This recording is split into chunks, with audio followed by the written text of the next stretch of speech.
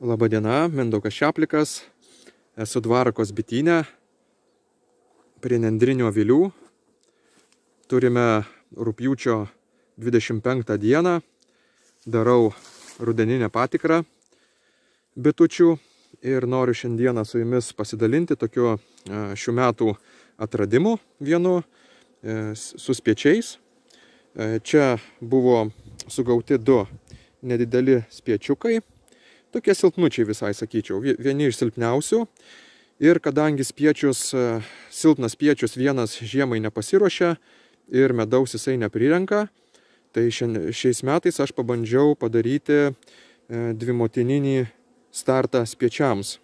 Ir konkrečiai šitai šeimai, nežinau, yra dar viena tokia pati, žiūrėsiu kaip ar pavyko, bet su šita pavyko. Ir dabar darau rudeninę patikrą ir abi motinėlės yra ir abi deda iki šio laiko dar, iki rugpjūčio 25 dienos viskas gerai. Štai viena motinėlė narvelėje patalpinta suradau ir šiandieną dar suradau ir antrą motinėlę. Nelabai turbūt matysis, jau bitės aplipo ją, irgi pažymėjau. Iš šoniuko bandom. Vaikšto, aš tai ją matau. Jos ir jums matysis viskas. Ir antra vaikšto. Tai dvi motinėlės, du jauni spiečiukai dirba, tai galima sakyti kaip dvimotininis jaunų motinėlių startas, jeigu daliname šeimą per pusę ir įsivedinėjom savo motinėlės, o čia su spiečiais. Tai tokie rezultatai.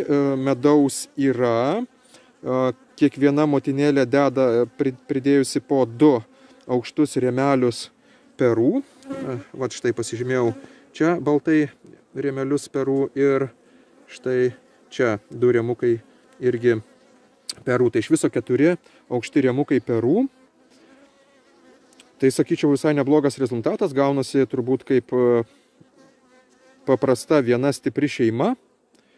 Iki sezono galo maitinti nereikės, medaus prisinešė, visai neblogai. Tai toksai šių metų eksperimentas, kuris kol kas yra sėkmingas. Žiūrėsim, kaip bus viskas toliau. Tai ačiū Jums už dėmesį ir iki.